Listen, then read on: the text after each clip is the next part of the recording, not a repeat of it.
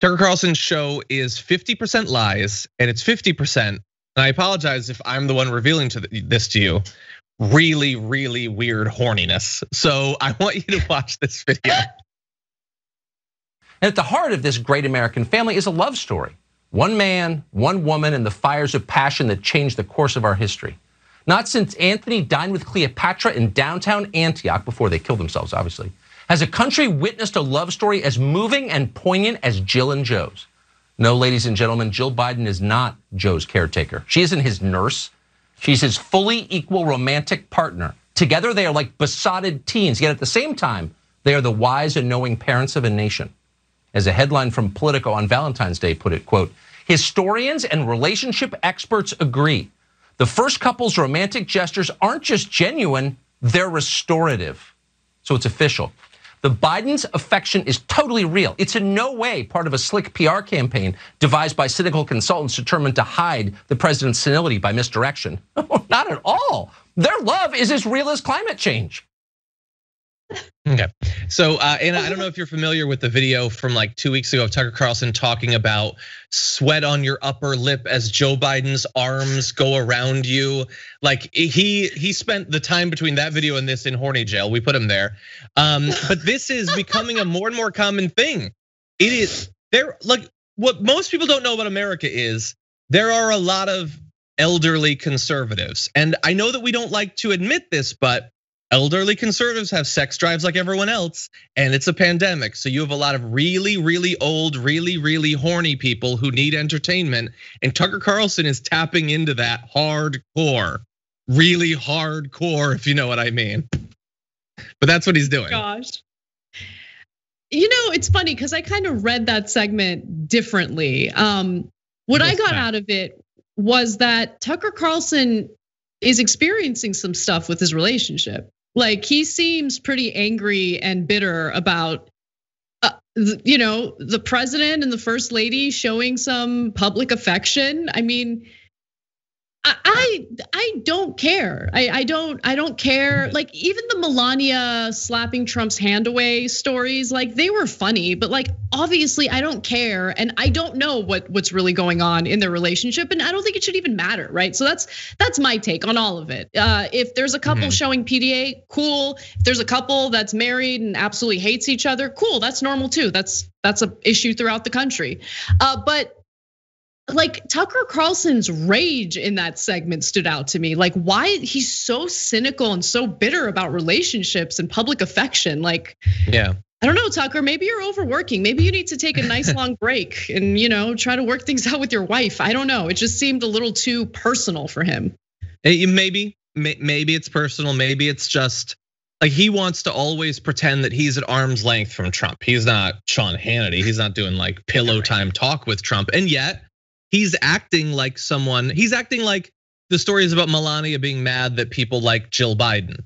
He's acting like he's jealous of the positive coverage of Joe and Jill Biden's relationship. Which, by the way, like to some extent, the thing about this slick PR thing, no, I don't think it's a PR team, but I do think there are people who want to present it as, they're way too excited to see a couple that actually likes each other, sure. But maybe it's just kind of a natural thing where like, we had for 4 years, whether it's interesting or not, and I agree with you. I don't lose a lot of sleep over the fact that Melania and Trump don't sleep together. But like after 4 years of that, seeing a couple that actually seems to give a damn about each other is interesting. Maybe we could spend a couple of weeks being like mildly amused by that. But he can't, Tucker can't. He is infuriated by the fact that the media seems to prefer this couple that likes each other to the couple that mainly communicate via payoffs to porn stars that they've slept with. Like, but he wants to pretend that people having a preference between those two. This guy that like talks about family values and all that so much, it's insane to have a preference for that. But anyway, yeah, and that preference stretches. That preference stretches across different professions that are considered, public figures. Like even among celebrities, people love to swoon over a couple that is in love. Like remember when Jennifer Lopez and Ben Affleck were engaged and they like seemed to be like super in love with each other and super like affectionate, and everyone's like, oh, it's a perfect couple. Oh my God, I wish I had a boyfriend like that. I wish I had a fiance like that. Like that's what the news was kind of like consumed with. And then when there were some rumors about Ben cheating on Jen, oh no, what's gonna happen? Then everyone like started picking a side, and it was a much more angry time in celebrity gossip news. So it's just, it's people love to see other people in love, except for Tucker Carlson, apparently. Exactly. And I know there's probably a significant portion of the audience that doesn't care what anyone in right-wing media is talking about. I apologize, you're not gonna like these parts of the show, but I think media criticism has been a part of TYT from the very beginning. We care what the other side is saying, what they're not saying, how they're manipulating their audience, because that has political effects. So I'm not gonna stop doing it. So if you don't like that, just stop watching, I guess. But I do want to point out though that this segment of Tucker Carlson and the other thing about Joe Biden's arms and stuff, like for people who don't watch it, what you may be missing about this is that Tucker Carlson is in one way the most watched person in media or whatever, and like a political cable news show. But I want to be very clear, his show is not a news show. It really isn't. Those sorts of segments, that is what he does.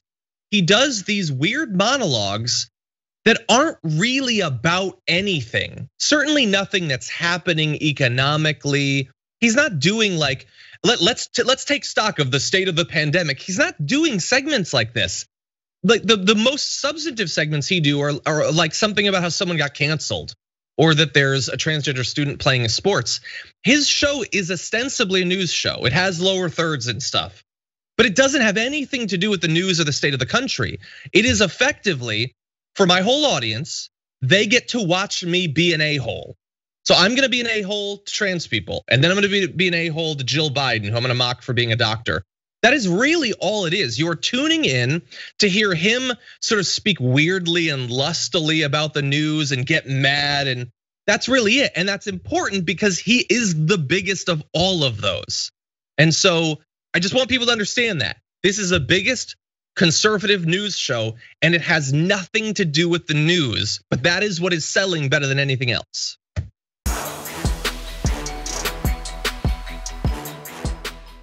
For more political news breakdowns, interviews, stories of activism, and me trying my hardest to care about the occasional big celebrity news story, subscribe to our YouTube channel at youtube.com/The Damage Report. And you can ring the bell wherever it is so you don't miss anything.